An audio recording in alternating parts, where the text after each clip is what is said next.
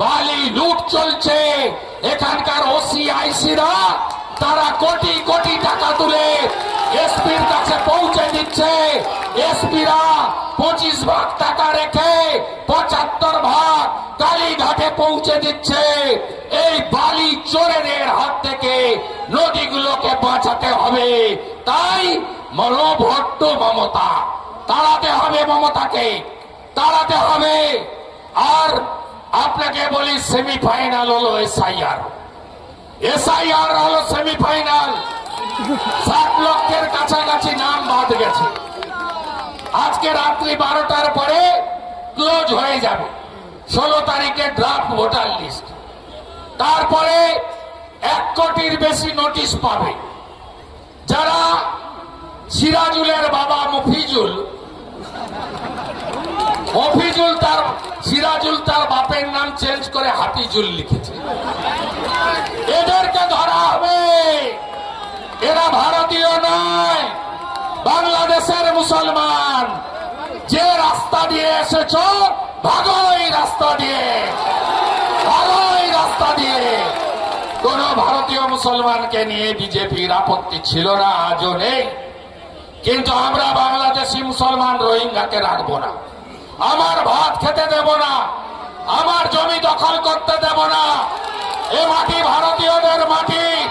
তাই এসআইআর হলো সেমিফাইনাল।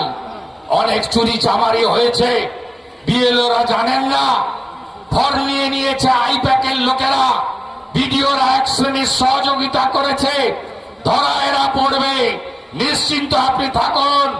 আপনিও জাগ্রত চৌকিদারের মতো ড্রাফট ভোটার লিস্ট দেখে একটা ভুয়া নাম থাকলে 7 নম্বর ফর্ম জমা দিন। 1/1/2026 যাদের 18 বছর হবে তারা 6 নম্বর ফর্ম জমা দিন। যারা স্থানান্তরিত করতে চান, কলকাতায় থাকেন, উদয়নারায়ণপুর, আমতা, উলবেড়িয়ায় বাড়ি আছে, তারা যে কোনো এক জায়গায় নাম রাখার জন্য 8 নম্বর ফর্ম জমা দিন এবং অনলাইনে আবেদন করুন। হিয়ারিং এর দিন ফিজিক্যালি উপস্থিত হন। চুরি আমরা করতে দেব না, দেব না, দেব না, দেব না, দেব না। আপনারাই জাগ্রত সৈনিকের ভূমিকা গ্রহণ করুন। এই বাংলায় আজকে রাষ্ট্রবাদ বিপন্ন। যে পশ্চিমবঙ্গ চলে গেছে, হায়দ্রাবাদের এমপি ওয়াইসি বলছে পার্লামেন্টে দাঁড়িয়ে বন্দে মাতরম গাওয়া বাধ্যতামূলক হতে পারে না। আজকে এই জায়গায় পশ্চিমবঙ্গকে বাঁচাতে হবে।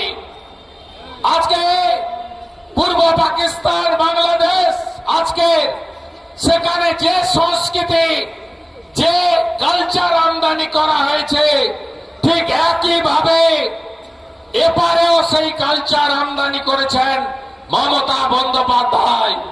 তাই বিপন্ন রাষ্ট্রবাদ, বিপন্ন ভৌতবাদ, বিপন্ন দেশাত্মবোধ, তাকে জাগ্রত করতে গেলে পরিবর্তন আনতে হবে। পরিবর্তন আনতে হবে বিকাশবাদকে প্রতিষ্ঠিত করার জন্য। এক একটা রাজ্যে তাকিয়ে দেখুন কিভাবে উন্নয়নের অশ্বমেধের রথ নরেন্দ্র মোদীজির আশীর্বাদে ডবল ইঞ্জিন সরকার সেখানে কি করছে। এই আমতা, উলবেড়িয়া, উদয়নারায়ণপুর, বাগনান, শ্যামপুরে এমন কোন গ্রাম নেই যেই গ্রামে যুবকরা বাড়ি ছেড়ে তারা আজকে অন্য রাজ্যে চলে গেছে পেটের রুটি রুজির জন্য, ক্ষুধার জন্য, গ্রাসাচ্ছ ধানের জন্য।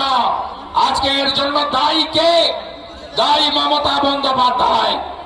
11 সালে এসে টাটাকে দাঁড়ানোর মধ্য দিয়ে মমতা বন্দ্যোপাধ্যায় তার সরকার এই রাজ্যে উন্নয়নকে ধ্বংস করার কাজ শুরু করেছিলেন। আজকে পশ্চিমবঙ্গের আপনি যেদিকে তাকাবেন দেখবেন কার্যত নাই রাজ্যে পরিণত হয়েছে এই রাজ্য। নরেন্দ্র মোদীজি আলিপুরদুয়ারের মিটিংয়ে বলছিলেন 61টা রেল প্রজেক্ট আটকে রেখেছে মমতা বন্দ্যোপাধ্যায়। জমি দেবে না, খানাকুলে রেল আসবে না, আমতাতে রেল আসবে না, দমকল রানীনগর জলঙ্গিতে রেল যাবে না, ঘাটালে দাসপুরে রেল আসবে না, ময়নাতে পিংলাতে রেল আসবে না, তিনি জমি দেবেন না। 91,000 কোটি টাকা নরেন্দ্র মোদীজি দিতে চান, মমতা ব্যানার্জি জমি দেবেন না। কলাইকুণ্ডা এয়ারপোর্ট 37 একর জমি চান ভারত সরকার, মমতা ব্যানার্জি জমি দেবেন না, এয়ারপোর্ট হবে না। হাসিমারা আর্মি এয়ারপোর্ট, তাকে ডোমেস্টিক কমার্শিয়াল এয়ারপোর্ট চালু করতে চায় ভারত সরকার, মাত্র 25 একর জমি চেয়েছে, মমতা ব্যানার্জি দেবেন না।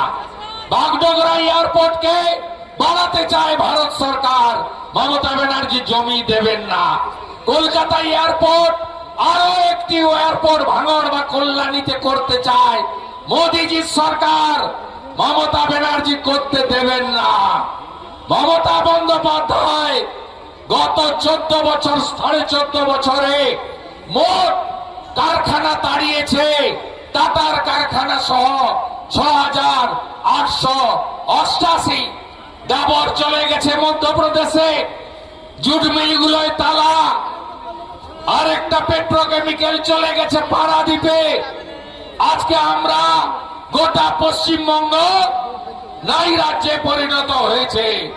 আজকে জাতীয় সড়কে জমি দেবে না, নতুন বন্দরে জমি দেবে না, কোথাও কোনো কাজ করতে দেবে না এই সরকার। তাই পরিবর্তন আপনাদের করতে হবে। একটার পর একটা কেন্দ্রের স্কিম